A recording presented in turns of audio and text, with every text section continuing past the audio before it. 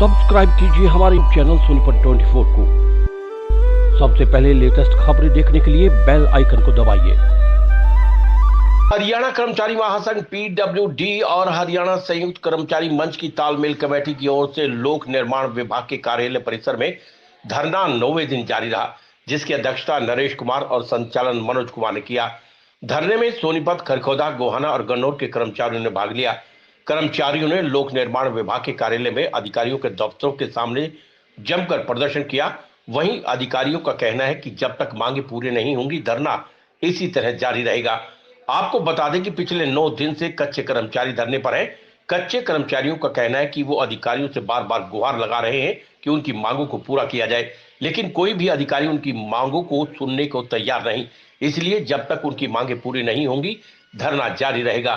कर्मचारियों का कहना है कि पिछले 11 महीने से कच्चे कर्मचारियों का वेतन रुका हुआ है। वही कर्मचारियों से अपशब्दों का इस्तेमाल भी अधिकारी करते हैं और जब इसका विरोध किया जाता है तो निकालने की धमकी दी जाती है।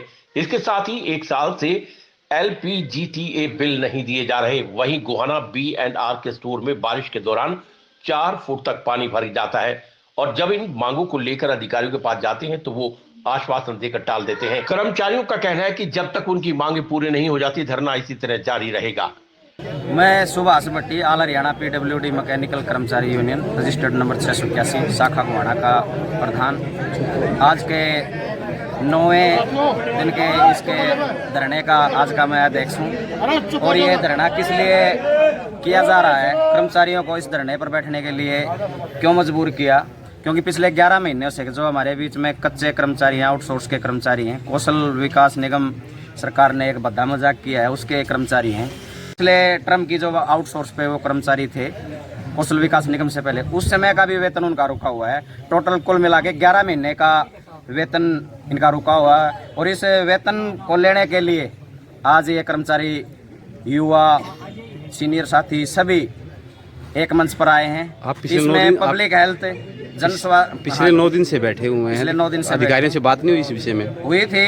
कल कर्मचारियों का जो तालमेल कमेटी बनाई गई है, सर्व कर्मचारी संघ और हरियाणा कर्मचारी महासंघ और पीडब्ल्यूडी मैकेनिकल कर्मचारी यूनियन के सभी पदाधिकारी, एक्शन साहब जो इस डिवीजन के P1 के अधिकारी, उनसे मिले थे, लेकिन उन्होंने टाल मटोल का रवैया अपनाया और कहा कि मई से पहले अब भी हम कर्मचारियों को वेतनमान नहीं दे सकते।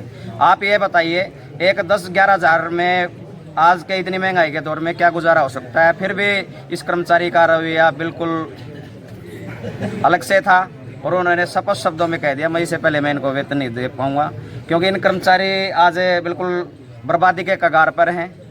उनके बच्चे विद्यालयों से निकाल दिए गए हैं, जो छोटे मोटे प्राइवेट विद्यालयों में भी पढ़ते थे उनको निकाल दिया गया है। राशन की है, दूध की है, बच्चों को क्या ना चाहिए? हर घर में बीमारी भी होती है। मैं विष्णुदत्त भारद्वाज, जिला प्रधान हरियाणा गवर्नमेंट पीडब्ल्यूडी मैकेनिकल।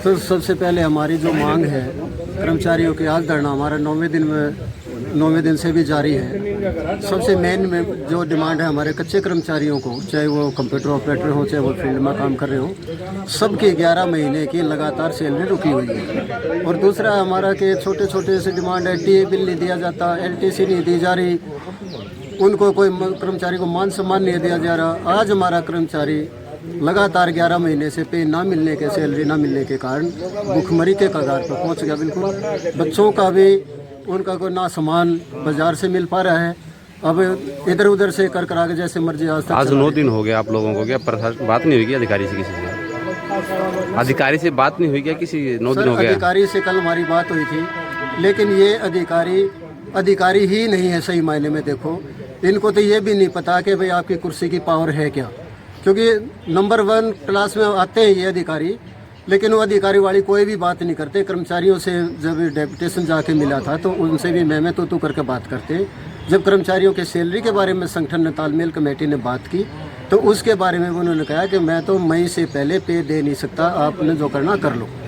तो हमने, संगठन ने यही कहा कि जितना भी है कर्मचारी, वहाँ भी भूखा है, यहाँ भी भूखा है, तो यहाँ भाईचारे में आपस में मिलकर जैसे तैसे गुजारा कर लेंगे। जब तक सैलरी नहीं मिलेगी तब तक ये अनिश्चितकालीन धरना है और ये धरना नहीं रुकेगा।